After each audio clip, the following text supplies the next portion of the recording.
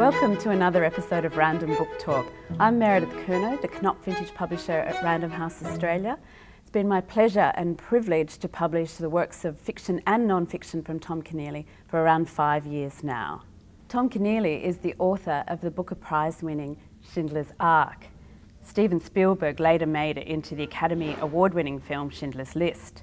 Tom's other books include the memoir Searching for Schindler, Three Famines, which was a Los Angeles Times Book of the Year, The People's Train, and The Commonwealth of Thieves. The Daughters of Mars is Tom's latest novel and our June Book of the Month. Welcome, Tom. I've often wondered, Tom, given that solid historical research is the basis of all your storytelling, how do you decide if your next book will be fiction or non-fiction, and where do you get your ideas from?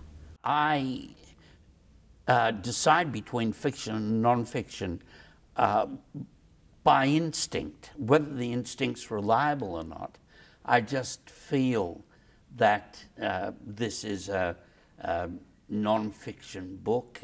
Of course, if you're going to cover a huge scope of history and include many characters, then you tend to go for history. If you're going to look at history through the point of view of characters on the margin who act within great events of history, but they're very obscure people within those great events, the novel seems to be suited, and that's why the novel of these two sisters, who are, in a sense, marginal figures. They come from the margins of the earth to participate in huge historic events, the events of World War I. That's why that's a novel. The Daughters of Mars tells the story of the Durrant sisters, Naomi and Sally, and they're from the Macleay Valley on the mid-New South Wales north coast, not quite the ends of the earth. And they're women of a particular kind of spirit, aren't they? And they're escaping an event that affected their conscience deeply. Is that why you've chosen to tell the story through their perspective, the perspective of nurses? Yes, I was fascinated by nurses because they saw the outfall from the conflict at the front. And in World War I, you had new elements that were not seen or taken account of in other conflicts. Shell shock and gas, the sort of the stripping of the lungs and the throats and the eye linings of ordinary men by the use of dreadful chemicals, which were ultimately outlawed for war. I thought that I've always been interested in the way Australians become involved in these huge European events. When I was a kid, my father was 3 years in the Middle East, fighting a war that was, above all, a European war. And therefore, even though North Africa was the arena, and the crime they commit is that they mercy killed their mother between them. And I don't mind giving that away. And then they try to lose themselves, as Australians occasionally do, in great cosmic events. They try to reduce the crime they've committed to a smaller scale by encountering the young men, the shattered young men who come from the battlefield. And of course they don't expect it to be, no one expects that cataclysm of World War I to be quite as ruinous and tragic as it turned out to be. At the time they entered it, they thought it would be like earlier colonial wars and imperial wars. just slightly bigger and slightly more decisive. Through Naomi and Sally Durrance, Tom, you show us that you know an awful lot about sisters, their incredible inner rage against each other and their overwhelming love. How can you know about sisters? Well, I had 2 daughters, and that was an education. For the rest, I think that interaction is guided, the way you write it is guided by your subconscious. I have no doubt about that. For example, there's a scene in there where they go for tea together, just the 2 of them. They're very aloof girls. They're very Methodist girls, these girls. And fellas find it hard to get close to them. And yet they're good looking, so fellas want to get close to them. They go to tea together in Alexandria to try to come to some terms with the death of their mother back in Australia, and to try to get closer to each other, because their involvement in the death of their mother has driven them apart from each other. It's as if they want to avoid each other because the other is a reminder of what they've done. Now, what happens during that get-together in a hotel in Alexandria, the way they come to an accommodation, that's all done, that comes from writing it and then writing it again.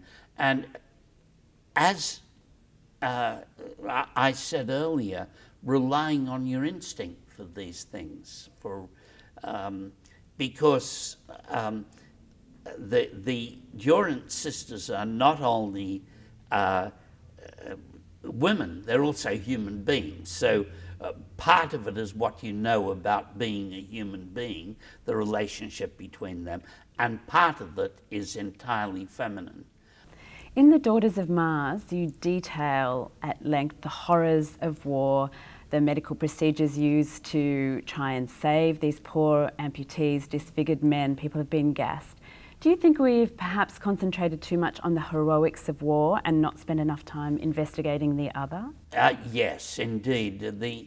I wrote a book years ago on the war in East Africa between the Ethiopians and Eritreans, the people that, the latter being the people Fred Hollows used to go and operate on, and where there's a Fred Hollows laboratory to this day.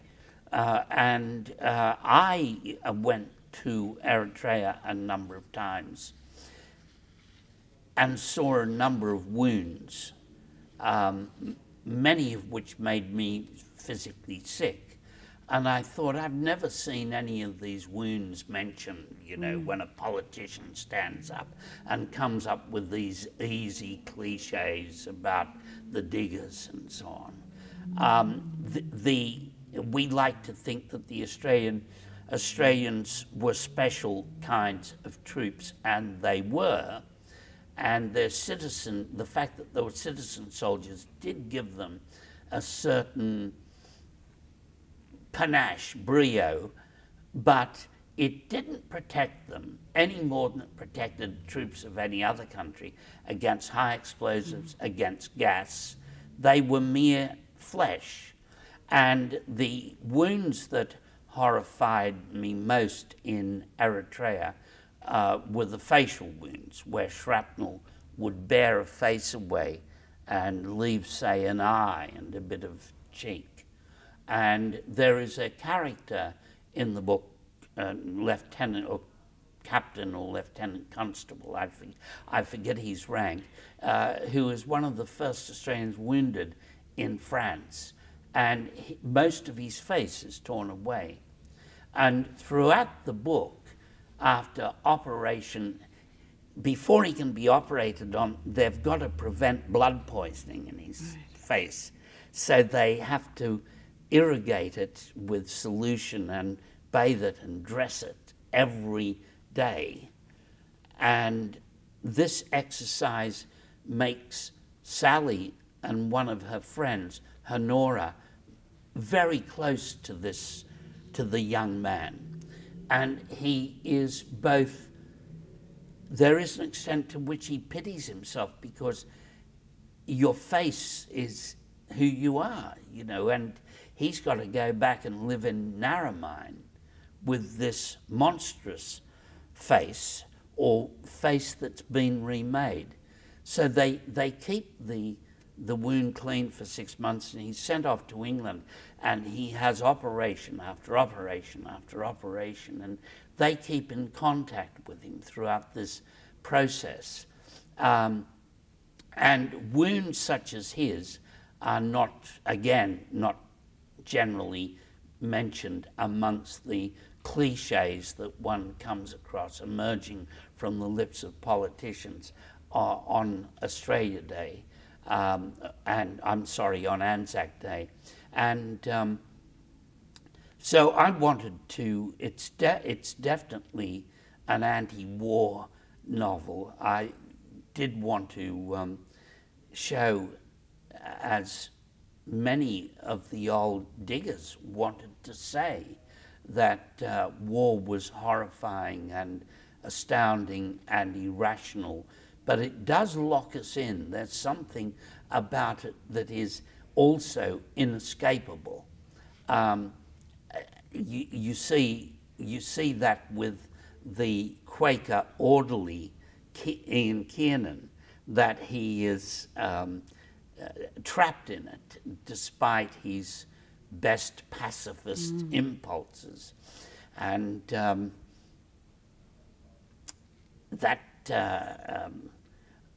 I think that a history of war from the point of view of the wounded and those who tend them is in very many ways a credible way to tell the story. Absolutely. Tom Keneally, can you name the book that has most influenced your life and tell us why? I think Patrick White's Voss influenced me, because it was one of the first books that made me realise that Australians can write novels, and it made me, it excited me in its style and narration, and it sort of empowered me to write, or at least to try to write.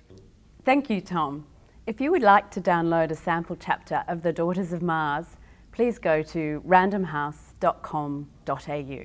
Join us next month when we'll be talking to the international best-selling author Susan Lewis about her new novel, No Child of Mine.